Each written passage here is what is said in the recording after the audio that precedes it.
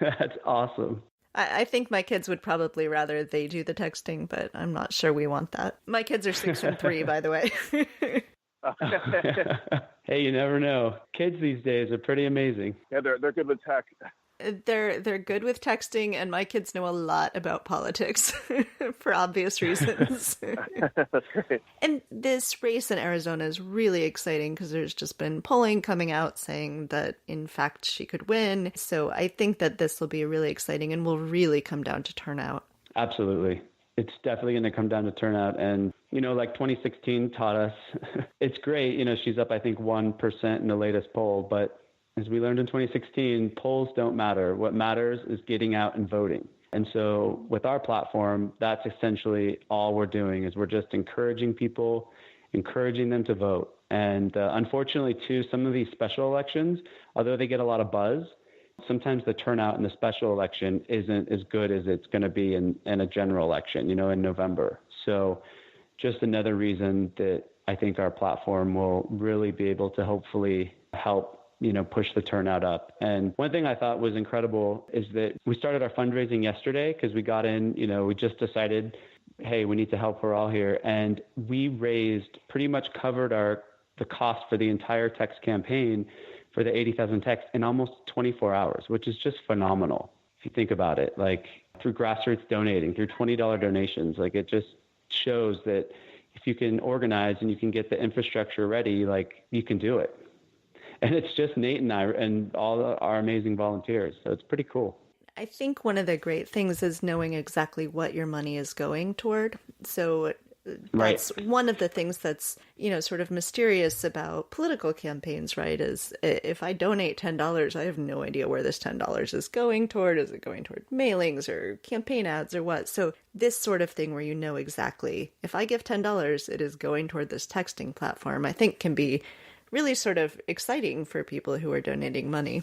Absolutely. One of the things I say to Nate, and Nate's on the same page too, it's like there's no reason to do any fundraising unless you have a function or a purpose to fundraise for, It's like that's, and so like we did a fundraiser 2 weeks ago to register the millennial and Generation Z voters. And we did a fundraiser to text for Lamb. And now we're doing one to text for Hiral. And so, yeah, I love that part about it. It's transparent. We're upfront about what we're doing. And I think that just, like you said, people know, like, I'm going to give $10 and they know what it's going for and they know it can make a difference. So. I really couldn't agree more. And what's so crazy too is how far a dollar goes. These texts cost about 2.5 cents per text. And so a donation of $25 allows us to send 1,000 texts. And so our biggest message to folks is, it may feel disheartening when you see all this big money coming in from Republicans, but because of the energy that's happening right now and, all these new advancements in technology, you can really stretch a dollar pretty far. And we've been able to do that. So every dollar goes a really long way, and especially with this kind of work, because we're not paying people to sit around sending texts. We're not paying a lot for the technology. It's just, we pay per text and that's it. The rest is all volunteers and other folks helping out. And the voter data. That's the big, oh yeah, the voter data. Big one. that's the big cost. So after we get past next Tuesday and after we all celebrate Hiral winning, I hope, what are your plans moving forward? What are the kinds of things you're looking at doing over the next 6-7 months? Taking a deep breath. And then, we're going to start to map out and plan our strategy for November. There's like 119 is the latest House races that are going to be competitive.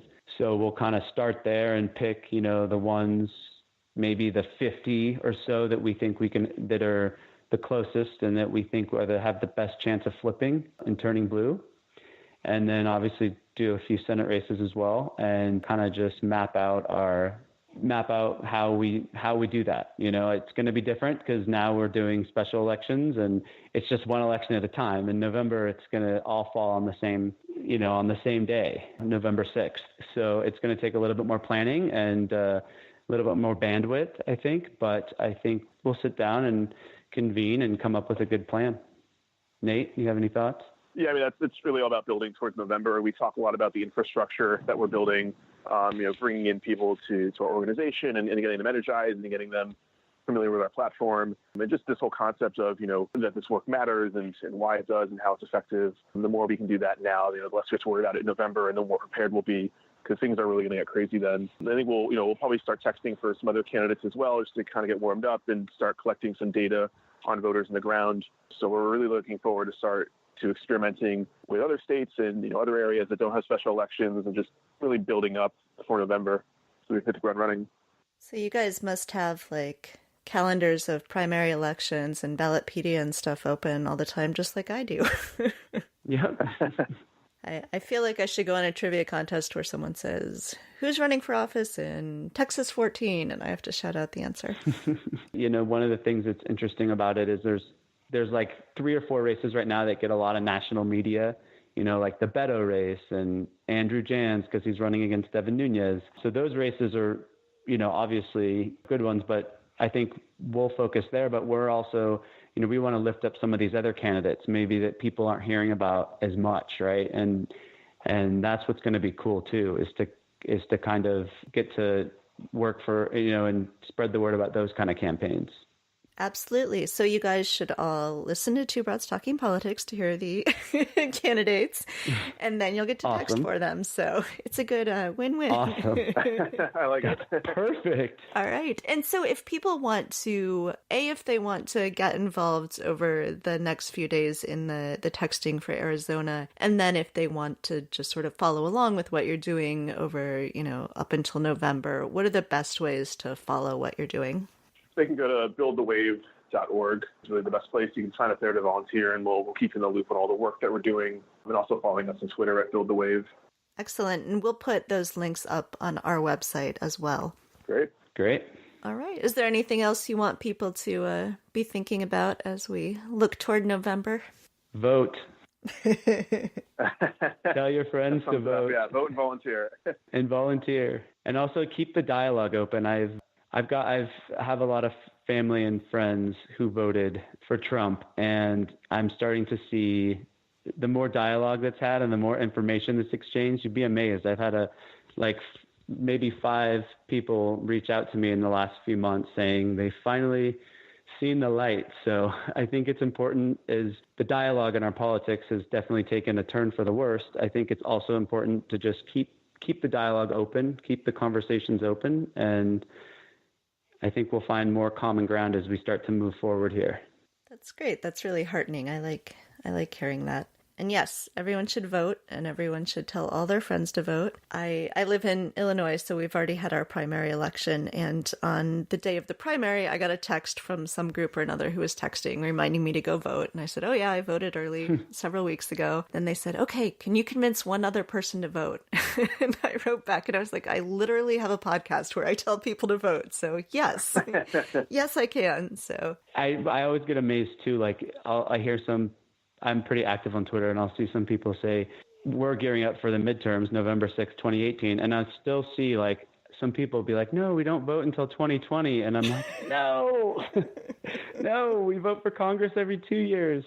So yes, November 6th, 2018. I think it's going to be one of the most important elections we've had in a long time. Maybe even more important than a presidential election, because we need to get a check on his power.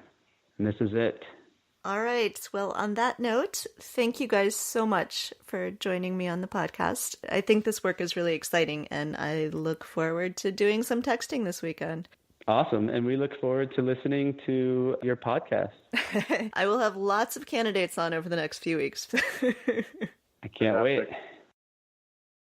Thank you for listening to Two Broads Talking Politics. Our theme song is called Sweeter Vermouth and is by Kevin MacLeod of Incompetech.com. Our logo is by Matthew Weflin and is copyright 2018. You can find us on twobroadstalkingpolitics.com, on Twitter and Facebook at Two Broads Talk, and you can find our show on Apple Podcasts, Stitcher, Google Play, Spotify, TuneIn, iHeartRadio, Pocket Casts, and anywhere else podcasts can be found. If you have any comments or questions, you can email us at twobroadstalkingpolitics@gmail.com.